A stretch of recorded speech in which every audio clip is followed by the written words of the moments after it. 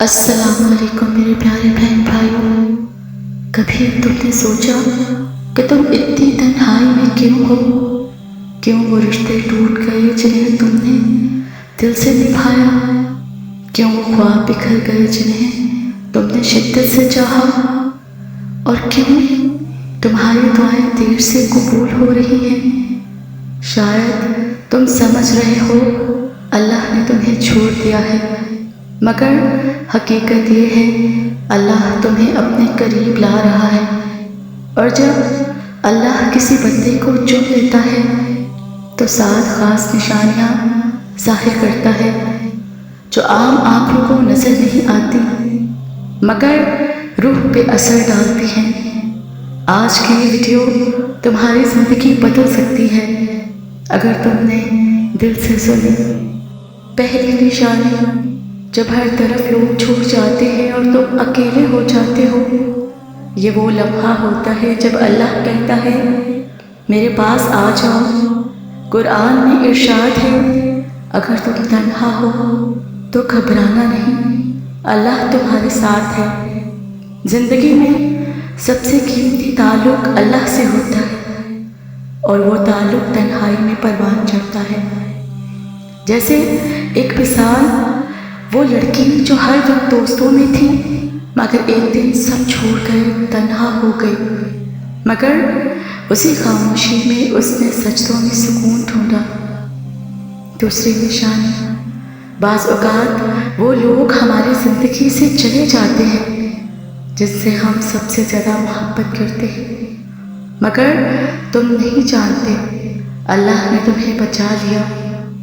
اللہ کا فرمان ہے ہو سکتا ہے کہ جو چیز تمہیں بری لگے وہی تمہارے لیے بہتر ہو۔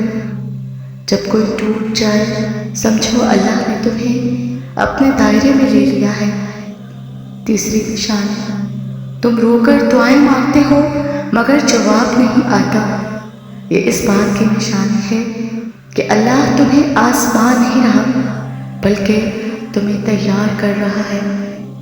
حضرت یوسف علیہ السلام کی دعائیں قید میں قبول ہوئیں مگر وقت لگایا گیا تاکہ وہ بادشاہت کے لائق ہو جائے۔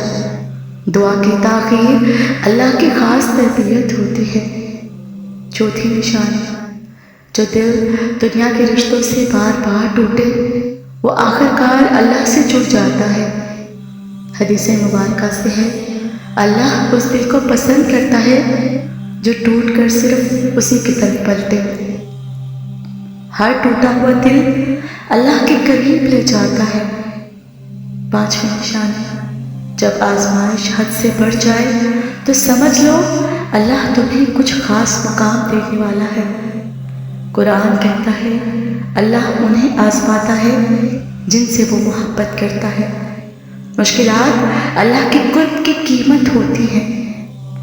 چھٹی نشانی، کبھی تم تنہا روتے ہو بنا وجہ، وہ آنسو اللہ کے قریب ہونے کی نشانی ہے۔ وہ آنسو جو کسی کو نظر نہیں آتے اللہ کے ہاں سب سے قیمتی ہوتے ہیں۔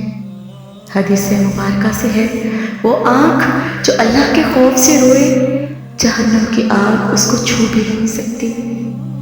ساتویں نشانی، جب دل دنیا کی چمک سے اکتا جائے، جب شہرت، دولت اور لوگوں کی تعریف دل کو خوش نہ کرے تو یہ واضح نشانی ہے کہ اللہ تمہیں اپنے لیے چن رہا ہے۔ قرآن میں ارشاد ہے اور جو دنیا کی زندگی سے راضی نہیں ہم اسے اپنے لیے رکھ لیتے ہیں۔ تو میرے پیارے بہن بھائیوں، اگر یہ 7 نشانیاں تمہاری زندگی میں ظاہر ہو چکی ہیں تو گھبرانا نہیں، اللہ تمہیں اپنے خاص بندوں میں شامل کر رہا ہے۔ تم جس حال میں ہو وہ تمہارے خلاف نہیں بلکہ تمہارے لیے ہے۔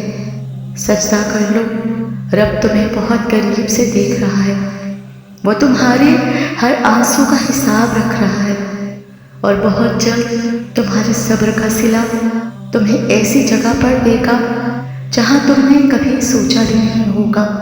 تو میرے پیارے بہن بھائیوں، جب تم پہلے سخت تھے، ضدی تھے، بات بات پر غصہ آتا تھا، مگر اب تم چھوٹی بات پر رو دیتے ہو، نرمی سے پیش آتے ہو تو یہ اللہ کا لفظ ہے۔ اللہ دل کو نرمی دیتا ہے تاکہ وہ اس کے قریب ہو جائے۔ قرآن میں آیا ہے اللہ جس دل کو ہدایت دینا چاہے اس میں نرمی پیدا کر دیتا ہے۔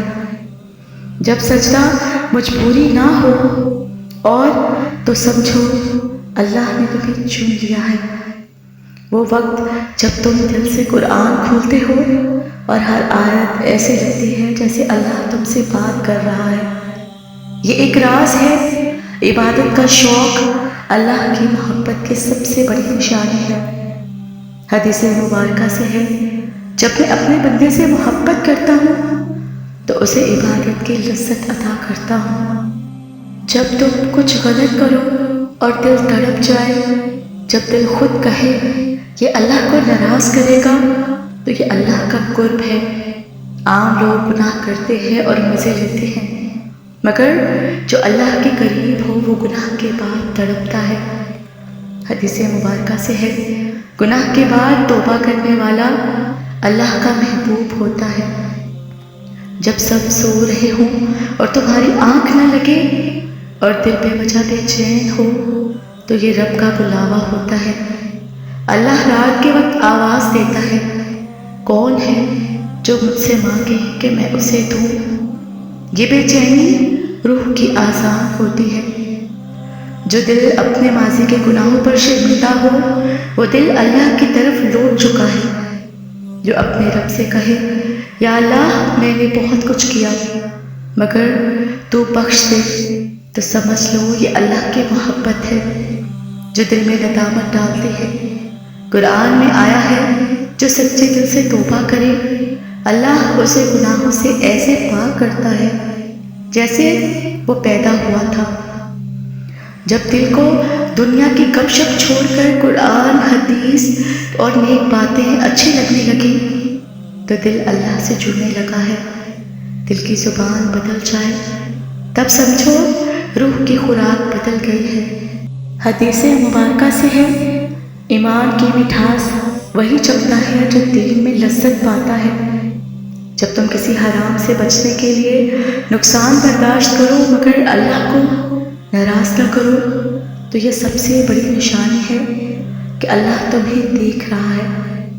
اللہ تعالیٰ فرماتا ہے جو میری رضا کے لیے چھوڑتا ہے میں اسے بہتر عطا کرتا ہوں۔